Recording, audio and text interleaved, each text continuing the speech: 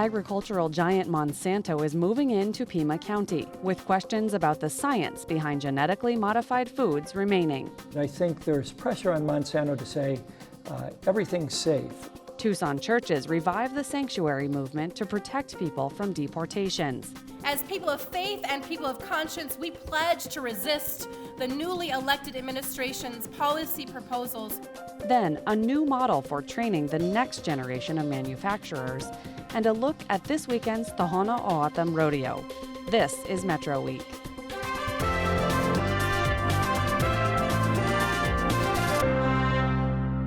Hi, I'm Andrea Kelly. Thanks for joining us. This week we ask about the science behind Monsanto's plans to open a greenhouse near Marana by checking with a local food expert. That's after the week's top stories from the Arizona Public Media Newsroom.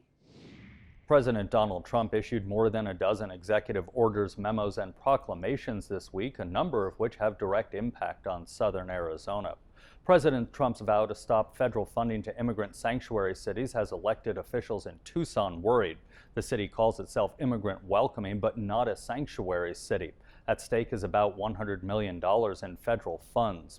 The city council voted unanimously in December to define Tucson as an immigrant welcoming city, a term that wasn't targeted in President Trump's executive order.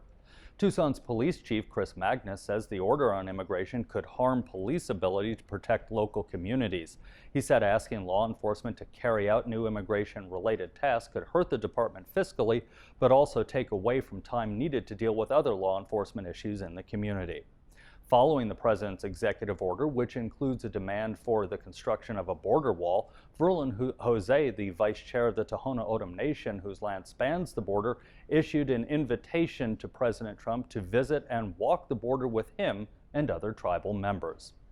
The president also called for a large investigation into his allegations of massive voter fraud. Pima County and state officials both said there was no fraud in the November election anywhere in Arizona. For more on all of the week's news, you can always visit our website. That address, news.azpm.org.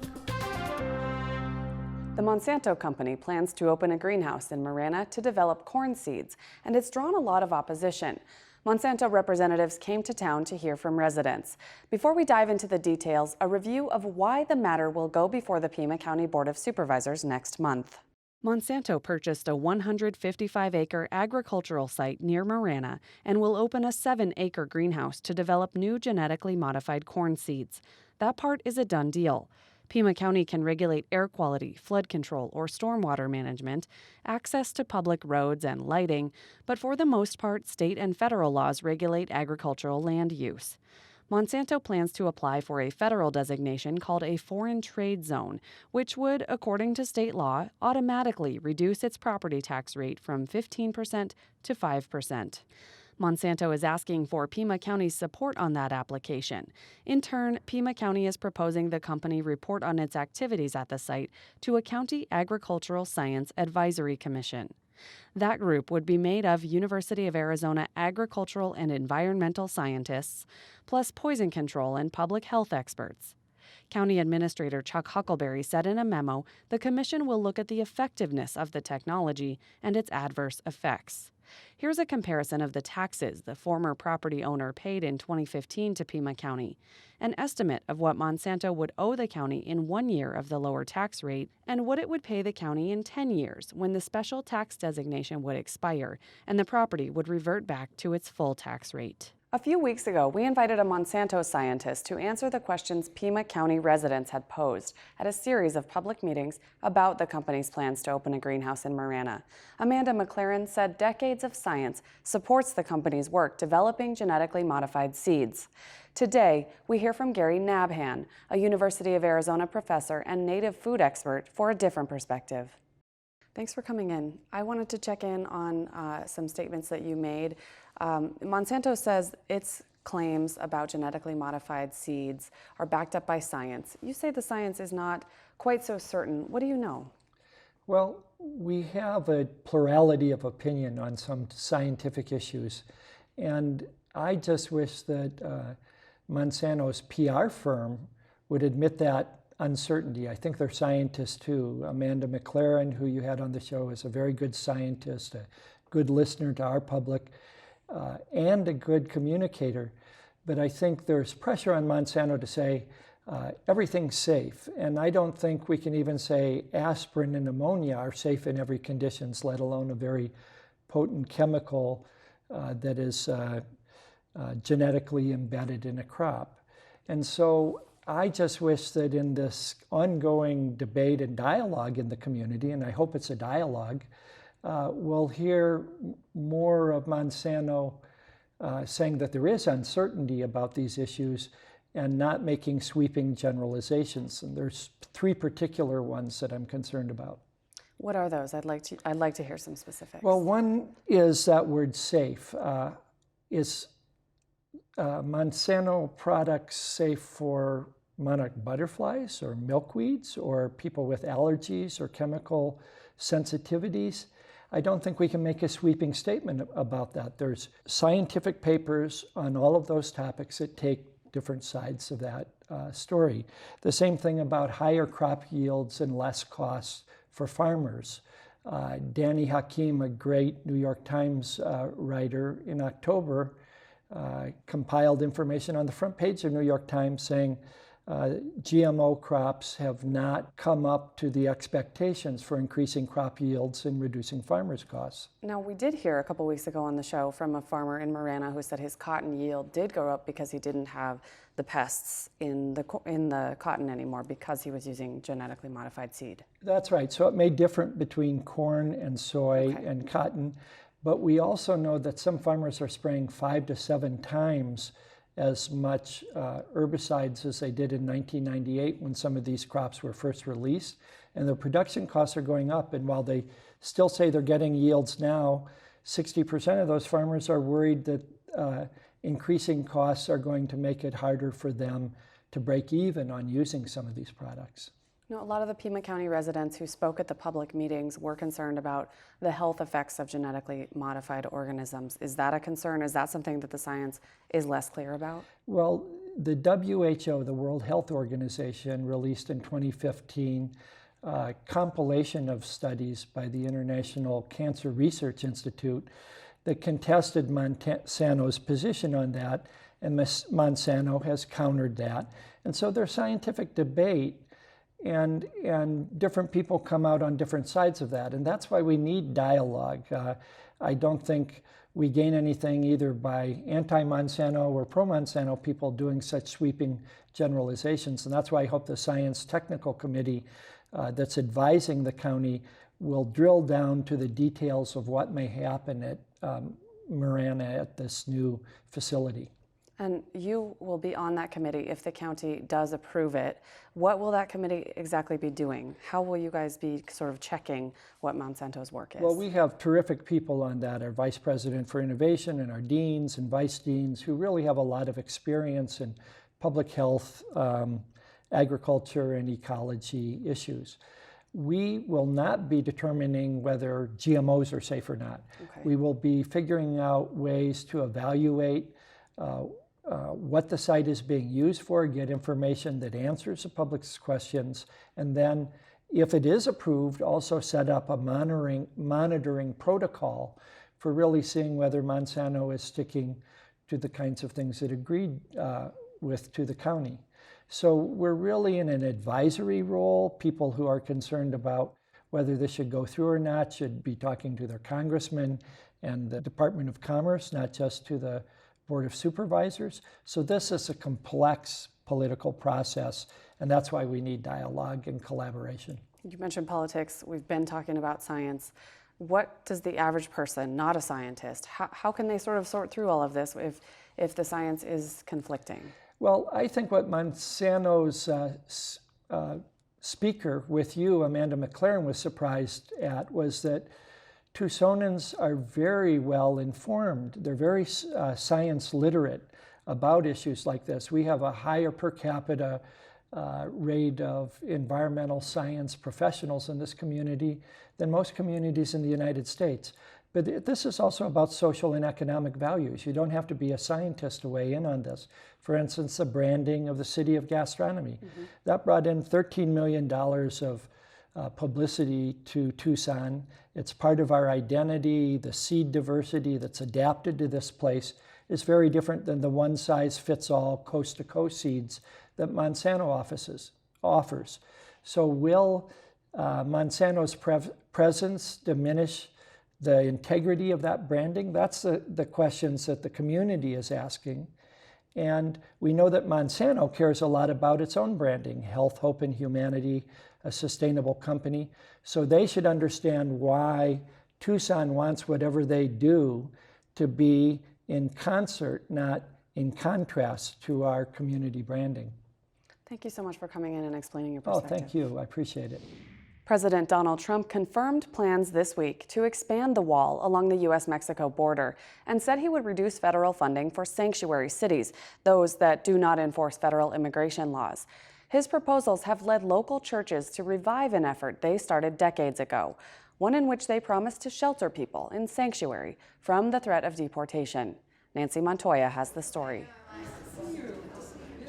Tucson's Southside Presbyterian Church is ground zero for today's nationwide sanctuary movement, a movement that has its origins in the 1980s.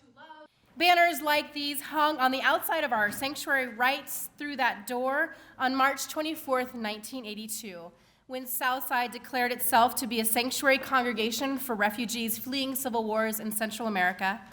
That day, there were 4 other congregations nationwide who joined in that declaration of public sanctuary.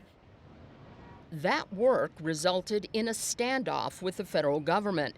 In January 1985, 16 members of the sanctuary movement in Tucson, including Catholic priests and religious workers, were indicted on alien smuggling charges. 8 were convicted of felonies, and all of them received probation. The pastor of Southside then was the Reverend John Fife. Entire congregations voting as a body to protect refugees' lives is a significant moral and legal act. In the borderlands, I'm gonna let it shine. Fast forward to today. A campaign promise by now President Trump to deport undocumented immigrants from Mexico, Central America, and other countries has once again activated Tucson's sanctuary movement. Since Donald Trump's election, more than 800 churches, synagogues, and mosques have pledged to shelter immigrants. It is a movement, once again, spearheaded by Tucson's Southside Presbyterian Church. Let it shine.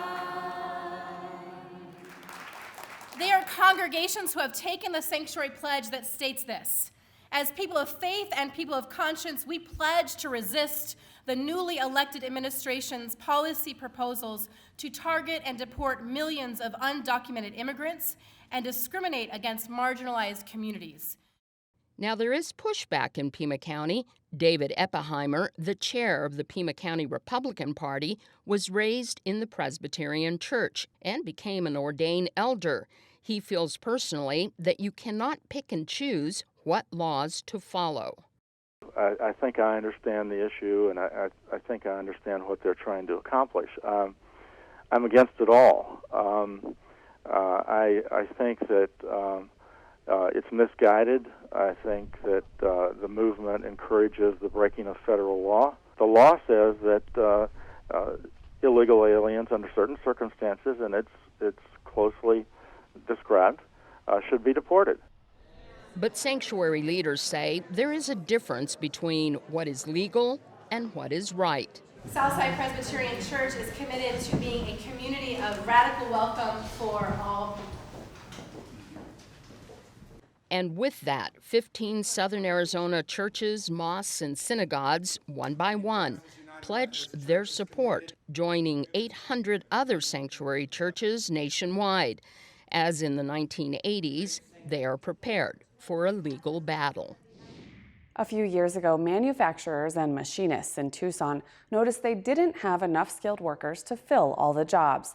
Businesses partnered with the county, Tucson and Sunnyside school districts, and Pima Community College to create a pipeline to train the future workforce. We now check in on how Southern Arizona Manufacturing Partners is working. It started with an interview from Pima County One Stop, kind of a survey to all the manufacturers here in town, asking, did we have a problem with workforce? And we answered back and then started meeting, and everybody voicing the concerns about the training that was happening at the high school and the college level. So when you went to look for employees, when you were looking for skilled employees, what were you finding? What was missing in that All we training? were doing was stealing from each other through town. It was a mad circle of, and then of course, you know, people would come to Tucson and you'd have another employee, but the training here was really not structured at all. It hadn't changed for 30 years. So you worked with school districts and Pima Community College and Pima County to get this Yes. pipeline in place. How was that paid for? Did you guys chip in money? Well, we spent some money on the time spent putting it together, but really Pima County One Stop and some workforce grants helped pay for the students' internship, half of it, and then the rest is the JTEDs have contributed money for equipment at the high schools, and also Pima has upgraded their machine shop to meet industry needs. The whole thing was before they were not teaching to what industry needed. And I want to ask the two of you how it is actually on the ground. So we'll start with you, Evelyn. Why did you decide to go into manufacturing? What are you studying? Well, at first I thought I wanted to work on machines and learn more about that. And I started off just because my high school teacher kind of made me, just playing around. And I just really liked it. But working now at PSC, they put me in a whole bunch of different positions where I get to learn about everything about manufacturing, what it takes to make a part.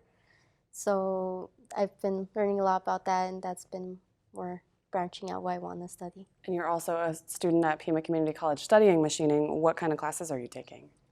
Currently it's just GD&T classes, which is measurements, tolerances, and yeah. So you're learning a little bit in the classroom and a lot on the job, it sounds like. Yeah. And how about you, Brandon? Where are you working? I work at High Tech Machining and Engineering. I've been there since June. Started my internship and they hired me on in August. So. And you're both getting paid. You're both in jobs. Yeah. So what are you doing there now? Right now I just run machines, basically run production. I've done some setups on machines, like, you know, setting up the work, setting up tools, all that, you know, getting it all together, making parts, you know.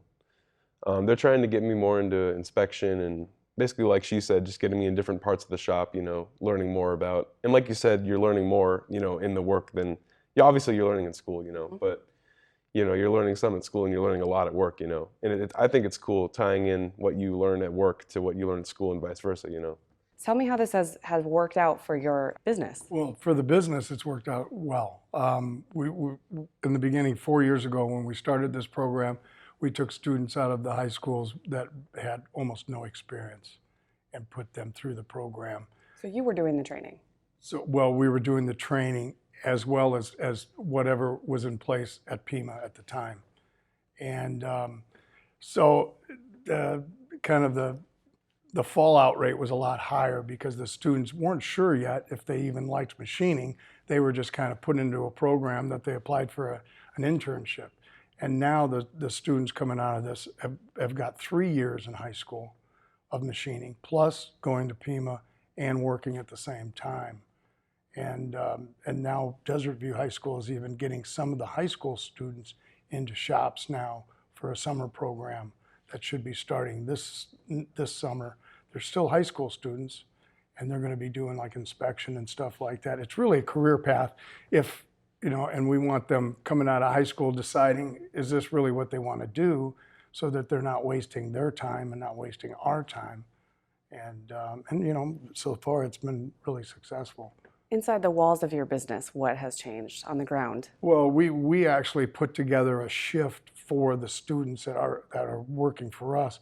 It's a third shift. It's a Friday, Saturday, Sunday shift, so they can go to school during the week. They work 36 hours a week.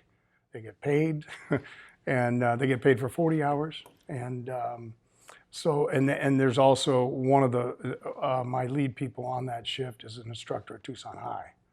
So they're learning on the job as well as at school. And I want to ask both of you guys what you would be doing otherwise. Evelyn, you mentioned that you were sort of pushed into doing this in high school. So what path were you on otherwise? I have no idea. To be honest, I did not know what I want to do.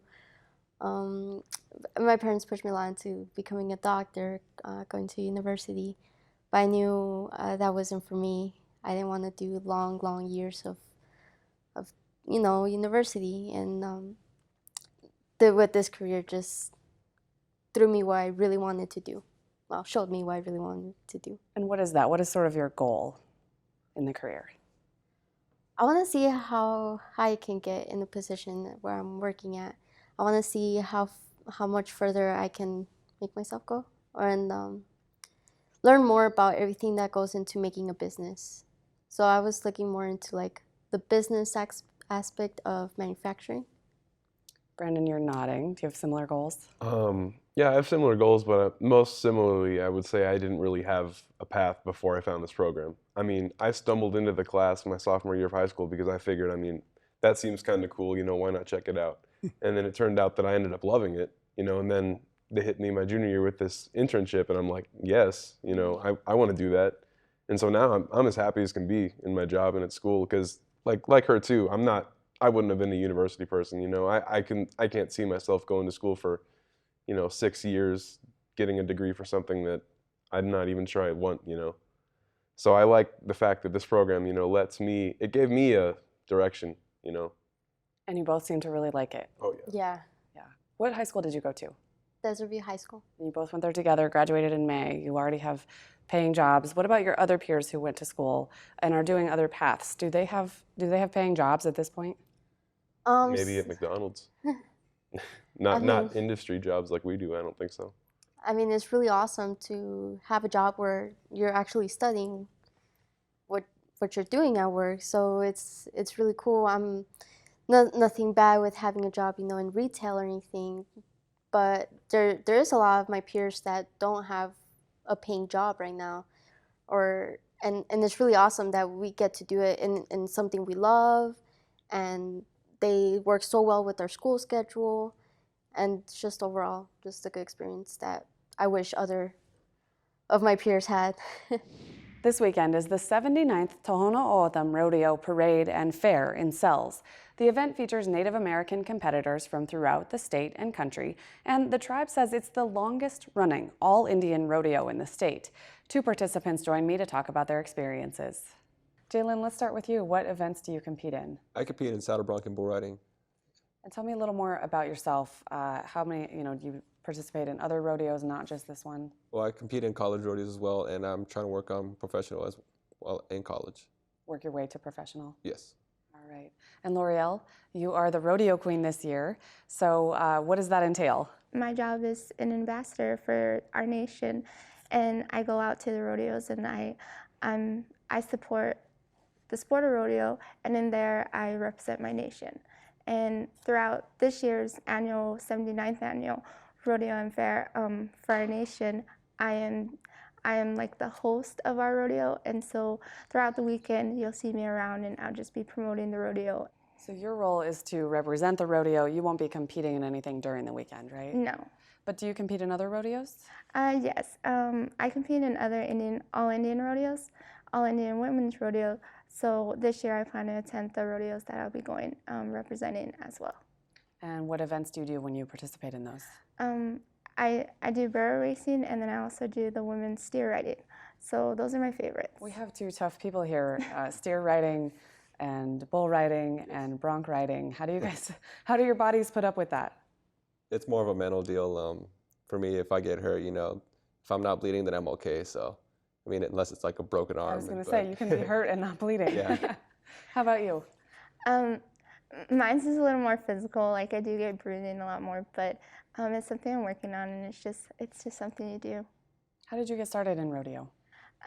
Well, I grew up in a family, in a Western life family. So growing up in horseback was right there for me. So it was an everyday thing. And then later on, I had drew away from it, but I had came back. As they say, later on it draws you back what you're meant for. So I feel like this is nothing but an internship to what I want to do later on. Which is? Which is public communication and working as a liaison between the nation and other corporate industries. And Jalen, how did you get started? Same as L'Oreal, like kind of grew up, working cattle and everything, riding horses a lot. And my grandpa and his brother, they rode broncs and they competed in rodeos. They actually competed back when the Tohono Fair and Rodeo was starting up and everything. So wow, yeah, decades and decades ago. Oh yeah, so like my grandma and my dad, they've told me stories of how my grandpa would ride their horse all the way to Sells, compete on the same horses they rode, and then ride all the way back. And I just wanted to keep the tradition going, competing at that rodeo and represent our family as well and the nation. So especially coming from your perspective where you're competing in college rodeos, you're working your way to professional, what does it mean, this all-Indian rodeo, what does that mean to you? To me, it has a special feeling for me. It's one of my first rodeos of the season that starts off my whole year. I just love competing. I love competing for the fans and all the other talent that comes and competes as well. And it's just a fun week for me. How are the fans? Is there a difference in the fans at this one versus the other rodeos? Yeah, if you go to another rodeo, it's someone else's backyard. That's how I looked at it. So like they're cheering for their fans or for their favorite riders. I know for me to come down to South and compete, I know that I have a huge supportive group down there. So it really gets me amped up and I'm just ready to compete. And how about you, L'Oreal? I'm the same. It's our hometown rodeo, and we have a lot of family out there, and they're the ones who come out and support, and that's what makes it great because it's a family event, and that's what makes it memorable for all of us.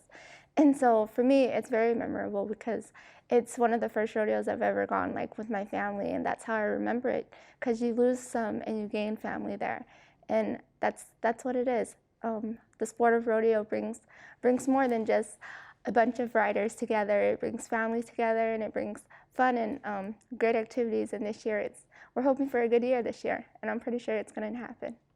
It's the 79th year. Yes. What does it mean to you to sort of be the face of this event so long into its history? To me, because it's home, it doesn't feel as much pressure as it should be. But I am very proud and honored that I get to be at that level and like that represent my family and not just my family but my nation. So it's very heartfelt. I want to talk a little bit about the uniqueness of this rodeo.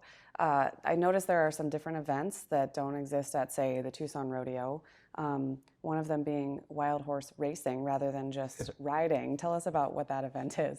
Oh, the wild horse race, it's a 3-man team, and they have about roughly 6 to 8 teams going at once. And what it is, we have a wild horse that has literally just been out on the range, hasn't seen a human for like months or maybe years on end. And they'll load them up, we'll get a halter on them, and they'll do a countdown. This is where the crowd gets into it, and then they cheer for their favorite team. And we have a shank man, a mugger, and a rider. And I compete in the wild horse race as well, so I'm the rider, and I compete with my uncle and my father, Albert.